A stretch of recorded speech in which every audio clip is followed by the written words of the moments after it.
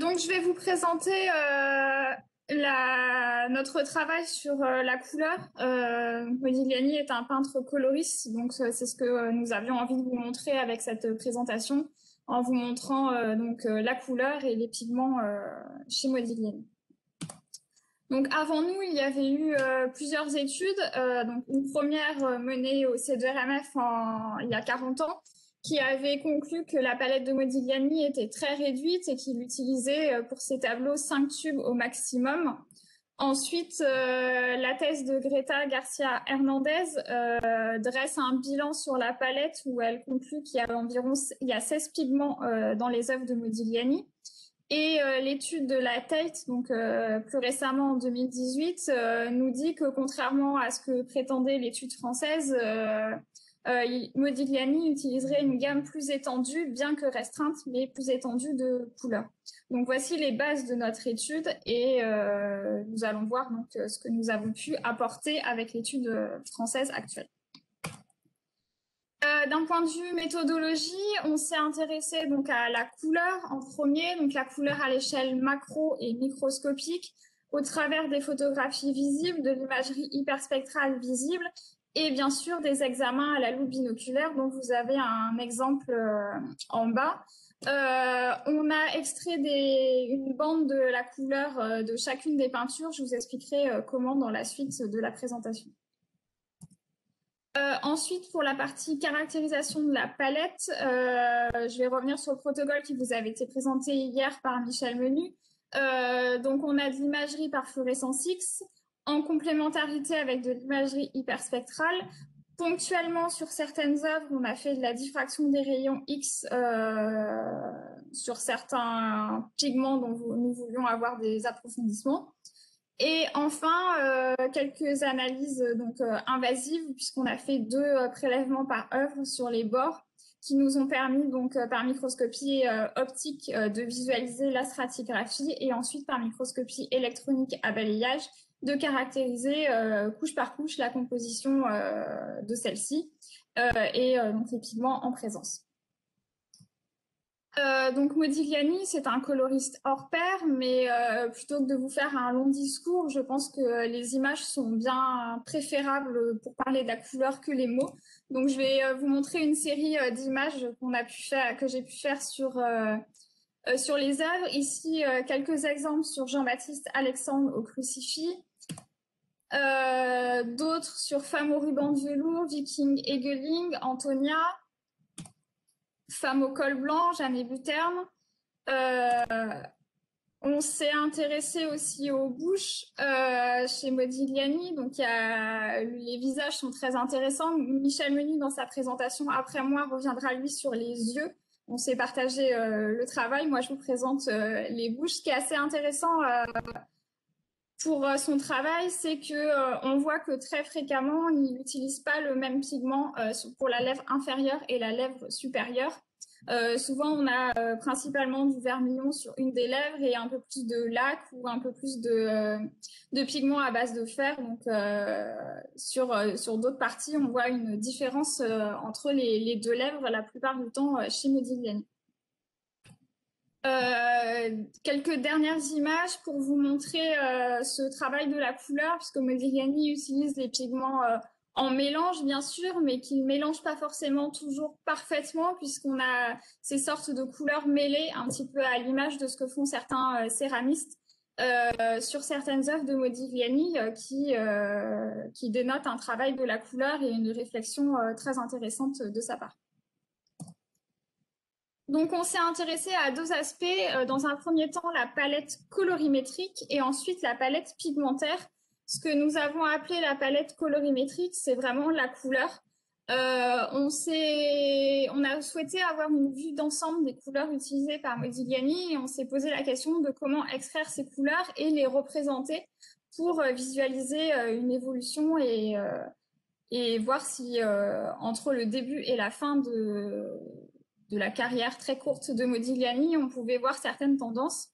Je ne vais pas vous présenter la méthodologie en détail, bien sûr, mais je voulais juste revenir sur ce qu'on avait fait.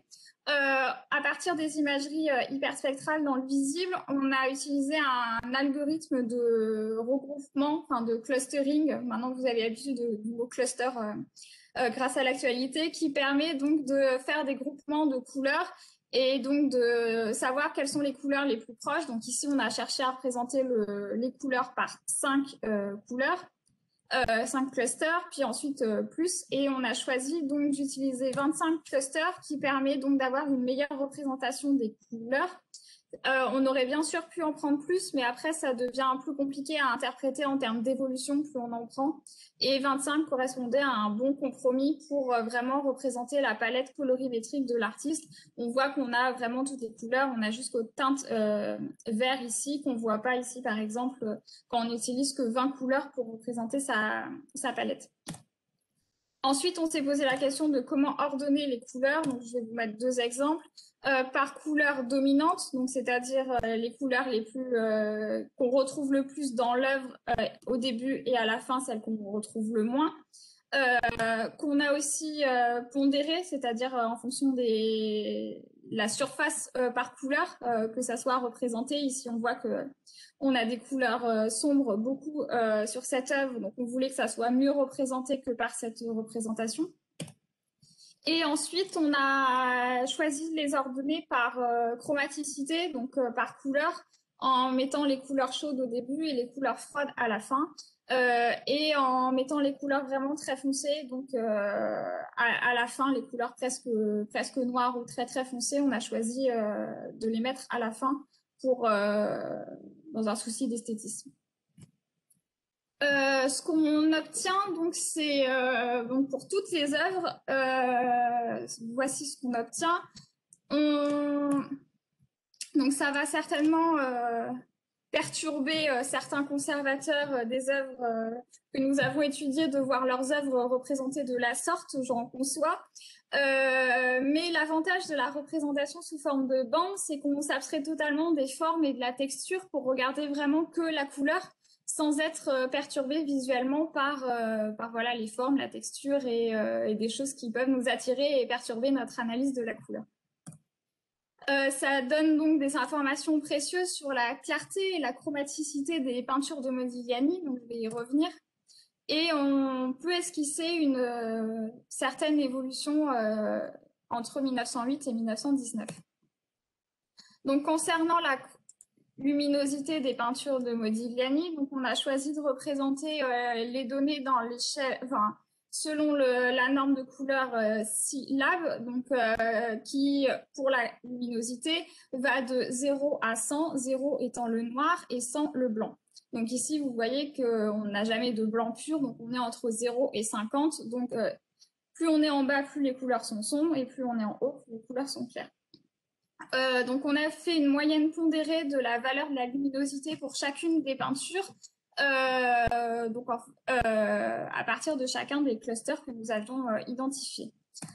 Il en ressort qu'à partir de notre corpus, et encore je note bien cette information, uniquement à partir de notre corpus, puisqu'on a étudié que 25 œuvres, on ne peut pas faire des conclusions sur les 300 œuvres de Modigliani. Nous n'avons pas une nette évolution en termes de luminosité dans ces peintures. Néanmoins, les peintures les plus lumineuses sont celles qui ont été faites dans la dernière période, c'est-à-dire pendant son séjour dans le sud, et après quand il revient à Paris. Donc ça correspond avec ce qu'on a tendance beaucoup à dire et à lire sur Modigliani, qui dit que sa palette s'éclaircit quand il est dans le sud. En perspective de ce travail qui n'a pas été fait, on envisage de séparer le fond et le portrait, parce que finalement on se rend compte que c'est surtout le fond qui s'éclaircit et pas toujours le portrait. Souvent, on continue de garder des tenues assez sombres, ce qui biaise forcément notre étude ici, puisqu'on a considéré la peinture dans sa totalité. Donc, on a certainement un biais et ça serait peut-être plus intéressant de séparer, de faire une étude de la luminosité des portraits, puis une étude de la luminosité des fonds, plutôt que faire tout l'œuvre comme nous avons fait dans une première approche. D'un point de vue palette colorimétrique, donc Si on observe les couleurs de très loin, vous voyez une très nette complémentarité des couleurs avec des tons bruns orangés qui ressortent beaucoup et des tons bleu clair, vert clair qui sont très présents dans la palette de Modigliani. Donc des couleurs complémentaires qui peuvent rappeler, on en a parlé déjà hier, de l'influence de Paul Cézanne, et il peut certainement y avoir un lien. On note qu'on a des tonalités quasiment absentes, donc le violet, donc à l'exception du portrait de buste de femme, on a très peu de tonalités violet chez Modigliani, donc là c'est dans notre corpus, mais chez Modigliani en général. Et la couleur jaune, donc j'insiste vraiment sur le jaune, pas l'ocre. La couleur jaune en tant que telle est peu présente dans la palette de Modigliani. On a assez peu de couleurs saturées, donc je veux dire sur de grandes plages de couleurs, des fois on a quelques traits très saturés, mais sur de grandes plages de couleurs, on a assez peu de couleurs très intenses et à part donc Moïse Kissling, où ici on a des bleus très puissants et très intenses, mais ça fait figure d'exception dans notre corpus en tout cas. On a plutôt des tons assez clairs, un petit peu voilà. Donc il semble qu'on a une palette assez réduite vers la fin, puisque vous voyez au début on a un peu des bleus, on a un peu une certaine diversité, un peu plus. Vers la fin, il semble qu'on se tourne plutôt vers uniquement vers donc cette dualité entre les tons bruns orangés et les tons bleus et vert clair qu'on a dans les fonds.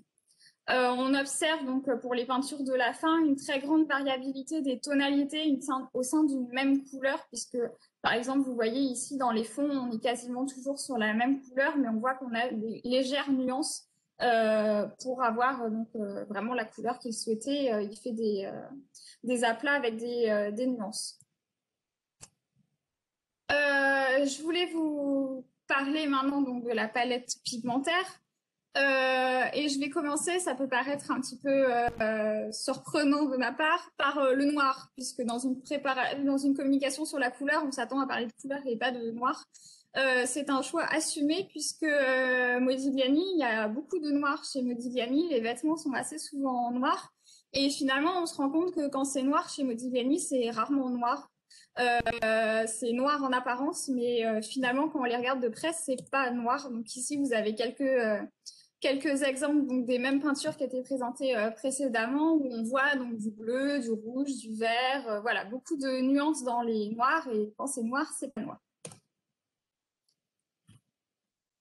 Ici, deux exemples un peu plus détaillés, donc les tableaux de la famille Alexandre, où on voit que donc la veste qui apparaît noire au premier regard de loin, déjà quand on l'observe même à l'échelle macroscopique d'un peu plus près, on voit que finalement on a des tonalités plus verdâtres que noires et des tonalités bleues qu'on voit très bien sur les images à la loupe binoculaire. Et quand on s'intéresse aux analyses, on voit qu'on a du bleu de cobalt, du vert au chrome, du bleu de Prusse. Voilà, on a vraiment un grand panel de couleurs. Et bien sûr, le noir ici, qui est du noir d'os qu'on voit très bien sur la cartographie du calcium.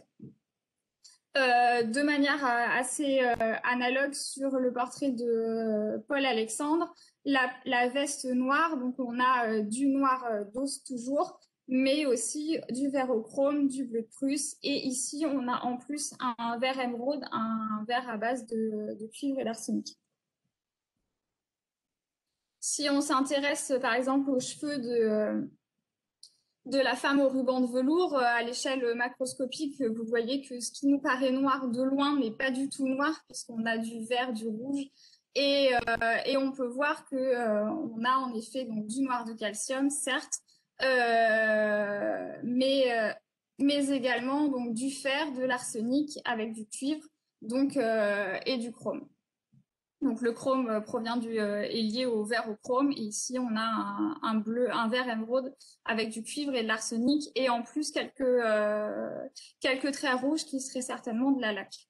Donc voilà, une palette assez complexe finalement, et beaucoup plus complexe que ce qui n'y paraît. On n'a pas uniquement du noir dans les noirs de Modigliani.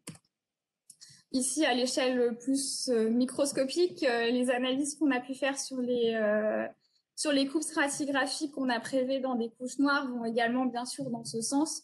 Ici, vous avez 4 exemples de peintures où même des fois, on a l'impression que la couche est noire. C'est le cas du vêtement de femme aux boucles d'oreilles où le vêtement paraît vraiment noir et finalement, quand on fait la coupe stratigraphique, qu'on force un petit peu les couleurs, finalement, vous voyez qu'elle apparaît totalement bleue. C'est un bleu tellement intense qu'il apparaît noir.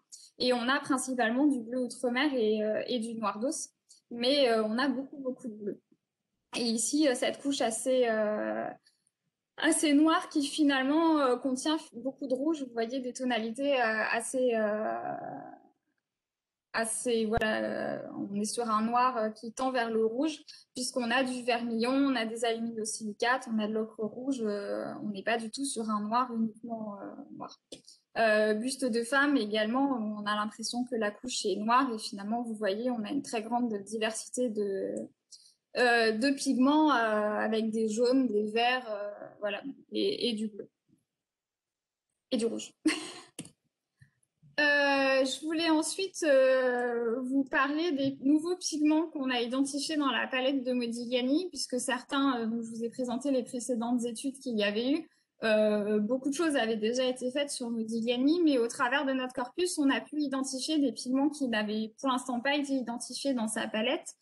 Le premier que nous avons identifié ici sur le portrait d'Eddie, donc ce vert qu'on voit dans la partie inférieure de sa robe, ici, qui apparaît bleu en infrarouge fausse couleur. L'analyse donc du prélèvement qu'on a fait dans cette zone nous montre que la couche est très très riche en barium et uniquement en barium presque. On a quelques grains de plomb et quelques traces de chrome, mais on n'a pas grand-chose d'autre. On est sur quelque chose d'assez diffus avec pas de grains verts, on n'a pas de grains de verre de chrome, on n'a pas de cuivre, on n'a rien qui correspond à un vert.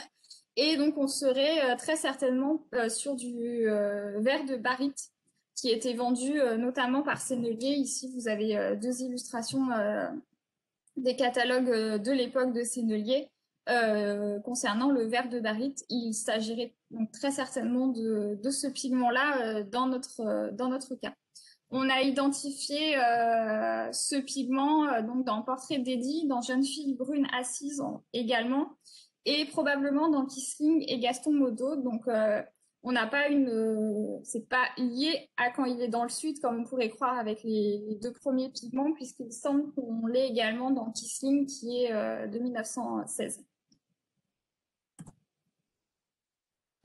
Ensuite, dans Lolotte, on a identifié un bleu céruléen, non pas qui n'avait pas été identifié dans la palette de Modigliani, mais ce qui est assez intéressant, c'est que la formule la plus connue du bleu céruléen, c'est un stanate de cobalt et de magnésium. Et nous, on a une formulation un peu moins connue, qui est un aluminate de cobalt et de chrome dans la couche bleue donc de Jeanne et Buterne. Et ensuite, dans Lolotte, on a pu identifier dans la couche de carnation du nu un violet de cobalt, principalement sous forme d'arsénate de cobalt et dans une moindre mesure de phosphate de cobalt d'ammonium. Ici, vous voyez qu'on a un azote donc dans cette peinture. Dans plusieurs prélèvements, on a identifié ce prélèvement-là sur le lot. Si on s'intéresse donc aux pigments qu'on a pu identifier dans les œuvres de Modigliani, voici la liste qu'on peut faire. Donc vous voyez qu'on a une très grande diversité de pigments, beaucoup plus que les 16 qui avaient été annoncés en 2016 par Greta Hernandez. Certains pigments forcément qu'on a nouvellement identifiés, d'autres qui avaient aussi été vus dans l'étude des Tide Papers. Ce qui est assez intéressant, c'est qu'on a beaucoup de blancs, comme vous pouvez voir, de blancs ou de charges, puisqu'on n'est pas toujours sur des pigments blancs, certains sont des charges, dans la palette de Modigliani, donc les charges ajoutées volontairement ou non, puisqu'on sait que Modigliani travaillait avec des tubes et que les commerçants, les marchands de couleurs avaient tendance à rajouter des charges dans les tubes pour améliorer, pour avoir des textures, tout ça. Donc, est-ce que c'est Modigliani qui les ajoutait volontairement ou non? On ne pourra jamais vraiment avoir la réponse, mais on note beaucoup de charges dans les peintures de Modigliani. Ce qui est assez intéressant, je vous ai dit qu'il n'y avait pas de jaune tout à l'heure dans la palette chromatique de Modigliani, mais finalement, on en retrouve beaucoup de pigments jaunes. On a de l'ocre jaune, donc un pigment plus ocré et pas réellement jaune, mais on a du jaune de zinc, du jaune de chrome, du jaune de cadmium, donc vraiment la plupart des jaunes qui étaient utilisés à l'époque de Modigliani. Et donc c'est intéressant de voir que finalement, en regardant les peintures, on a l'impression qu'il n'utilise pas de jaune, mais qu'il en utilise et en mélange en fait dans ces couleurs. Ce qui est assez intéressant, c'est de voir que je vous ai aussi dit qu'on avait très peu de violet chez Modigliani et que je vous ai dit qu'on avait identifié un pigment violet, mais finalement pas sur l'œuvre qui est violette, puisque l'œuvre de Buste de femme, on est principalement sur un mélange de bleu outre-mer et de vermillon pour obtenir cette tonalité violacée, mais on a néanmoins identifié un pigment violet sur une œuvre où on ne s'attendait pas à trouver du violet. Si on s'intéresse, voici les pigments qu'on a identifiés. Maintenant, la question de l'évolution est plus complexe à mettre en évidence. Donc, je vais vous montrer un document qui est non définitif sur lequel je suis encore en train de travailler, qui correspond donc pour toutes les œuvres à la palette de Modigliani. Vous voyez à certains endroits des points d'interrogation qui vont bien sûr disparaître à l'avenir.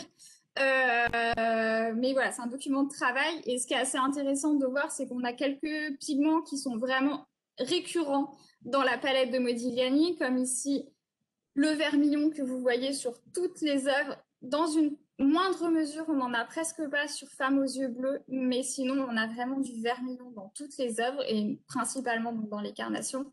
Et on a aussi dans toutes les œuvres du noir d'os. C'est vraiment un pigment qu'il utilise beaucoup, beaucoup, le noir d'os. Ensuite, si on s'intéresse au blanc, on voit qu'il utilise du blanc de plomb et du blanc de zinc. Les deux, la plupart du temps, sur la même œuvre. C'est rare qu'on ait des œuvres avec uniquement du blanc de plomb. Ici, sur Femme aux boucles d'oreilles, on aurait très vraisemblablement pas de blanc de zinc. Mais vous voyez, c'est assez rare. La plupart du temps, on a vraiment les deux blancs qui sont utilisés de manière conjointe. Avec également du blanc de barium. Vous voyez, le blanc de barium est très, très utilisé. Donc, c'est un sulfate de barium et très, très utilisé, très présent dans les œuvres de Modigliani. Si on s'intéresse au bleu, Modigliani, il y a beaucoup de bleu dans les arrière-plans. On voit que son bleu préféré, si on peut dire, c'est le bleu outre-mer qu'il utilise vraiment à toutes les époques. On a du bleu vraiment de manière récurrente. Si on s'intéresse donc de manière un peu plus ponctuelle, on a du bleu de cobalt principalement au début. Le bleu de Prusse également, mais on en a aussi sur Jeanne et Vuterne, mais principalement au début. Donc voilà pour les bleus. Après, il faudra mettre en relation nos résultats et les résultats de la Tate et de la Barnes qui sont en train d'obtenir pour voir avec sur un corpus plus large qu'est-ce qu'on est capable de dresser comme réelle évolution sur son travail. Mais on ne peut pas vraiment dire qu'on a de réelles grosses évolutions avec des apparitions de pigments vraiment uniquement à certaines périodes, à part peut-être le jaune de zinc qu'on voit uniquement dans notre corpus sur la fin, et on n'en a pas du tout sur les premières œuvres, mais encore, il faudra vérifier si ce n'est pas le cas sur d'autres œuvres. Pour l'instant, notre corpus de 25 œuvres ne permet pas de dresser de conclusions définitives. Donc voilà ce qu'on peut dresser. Concernant l'idée que la palette est plus réduite au début et plus réduite à la fin qu'au début, vous voyez sur ce tableau que c'est pas forcément très très net comme évolution, puisqu'on voit que sur les peintures de la fin, on a finalement presque autant de croix que sur les peintures du début. On n'a pas vraiment une palette qui s'épure plus que ça. Donc, en conclusion, ce qu'on peut dire, donc vraiment, c'est que Modigliani est un peintre coloriste qui travaille énormément la couleur. Il ne peint pas à partir des tubes, mais il mélange beaucoup les peintures, beaucoup les couleurs, ce qui d'ailleurs pose un problème d'un point de vue analytique, puisque c'est bien plus complexe d'étudier des couches qui contiennent énormément de pigments que des couches qui contiennent un seul pigment, où c'est forcément plus simple. Mais c'est comme ça.